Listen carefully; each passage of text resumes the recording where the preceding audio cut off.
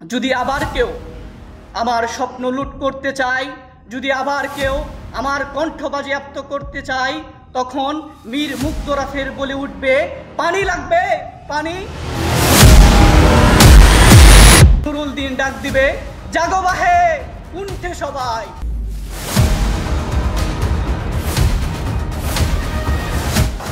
সকলকে অসংখ্য ধন্যবাদ জানাচ্ছি আজকের অনুষ্ঠানে আসার জন্য।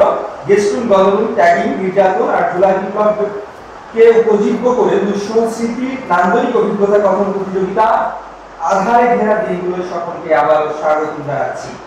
আজকে আমাদের মাঝে বিচার পিছনে উপস্থিত আছে কবি জসিমউদ্দিন হল ডিবেটিং ক্লাবের সম্মানিত সভাপতি মোহাম্মদ তাজিদুর রহমান, এবং একই সাথে আমাদের মাঝে আরো আছেন ন্যাশনাল ডিবেটিং ক্লাবের যুগ্ম সাধারণ সম্পাদক জনাব শাহজাহান নাফিস।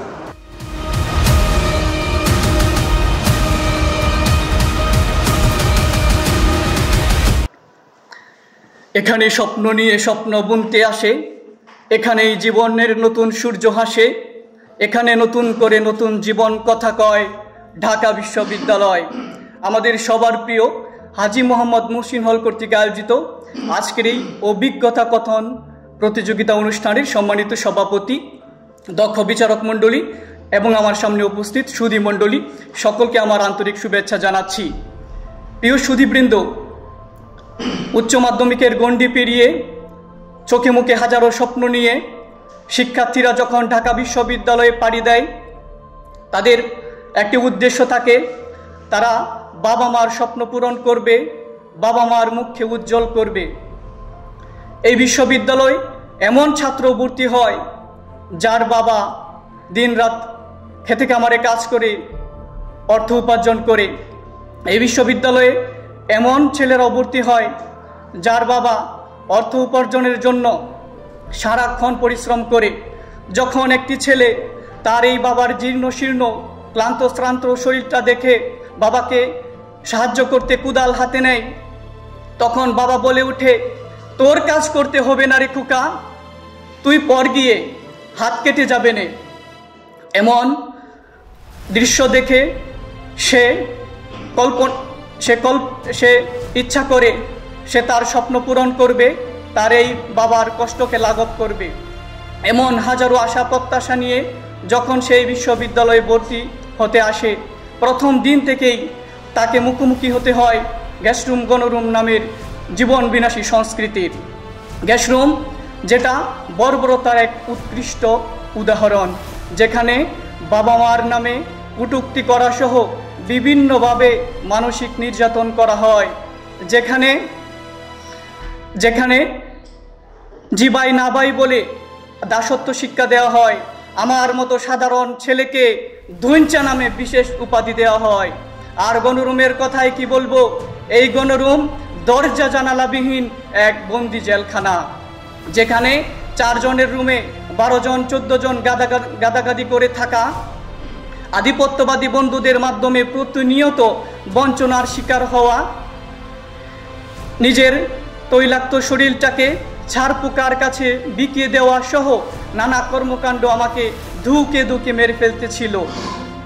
আমাদের ডিপার্টমেন্টের সবচেয়ে কড়া শিক্ষক যখন ক্লাসের নোটিশ দিলেন, ঠিক সেই মুহূর্তে আমার ফোনে মেসেজ আসলো, তোরা সবাই 5 মিনিটের ভিতর মধুতে আয়।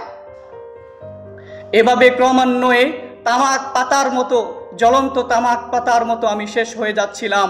আমার কণ্ঠে বেজে উঠছিল, তুমি কি দেখেছ কভু জীবনের পরাজয়, দুঃখের দহনে করুণ হৃদনে তিলে তিলে তার ক্ষয়, তবু আমার আশার মিনার নিষ্প্রদীপ হয়ে যায়নি।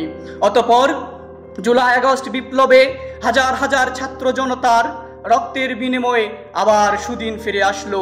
দেশ রক্ষায় প্রাণ দিল আবু সাঈদ আর মীর মুগ্ধরা, এর আগে বুয়েটের আবরার ফাহাদার ডাবির আবু বক্করেরা। প্রভুর কাছে ফরিয়াদ, তিনি দাঁতের ভালো রাখুন। অপ্রিয় হলেও সত্য যে গণরুমের, গ্যাসরুমের ঠিকাদাররা ভিন্ন রূপে বিভিন্ন আঙ্গিকে আবার ফিরে আসার চেষ্টা করছে। একথা প্রমাণিত, যতদিন ছাত্র সমাজের চোখে চোখে থাকবে দেশ, ততদিন পথ হারাবে না আমার প্রিয় বাংলাদেশ। যদি আবার কেউ আমার স্বপ্ন লুট করতে চায়, যদি আবার কেউ আমার কণ্ঠ বাজেয়াপ্ত করতে চায়, তখন মীর মুগ্ধরা ফের বলে উঠবে, পানি লাগবে, পানি। আবার কাল পরিক্রমায় নুরুল দিন ডাক দিবে, জাগো বাহে কুণ্ঠে সবাই। ধন্যবাদ সকলকে। নুরুল জান্নাত মান্না, আপনার কাহিনীর গভীরতা ঠিক ছিল, উপস্থাপনাও ভালো, মেসেজও দিয়েছেন মোটামুটি, কিন্তু উচ্চারণে প্রবলেম আছে, কয়েকটা জায়গাতে ঘাটতি পরিলক্ষিত হয়েছে। আপনি শুভেচ্ছাকে শুভেচ্ছা বলেছেন কয়েকবার, মানে ভতে একটু প্রবলেম হয়েছে। এরপর ভাইকে বাই, বেশ কয়েকবার মনে হয়েছে এরকমটা, ঠিক আছে। মুগ্ধকে মুগ্ধ, দধ একটু প্রবলেম হয়েছে। কথাকে কথা, তথ একটু প্রবলেম মনে হয়েছে আমার কাছে। তো আমার কাছে এই উচ্চারণগত ব্যাপারে একটু ঘাটতি মনে হয়েছে আপনার কাছে, বাকি সব কিছু ওকে ছিল।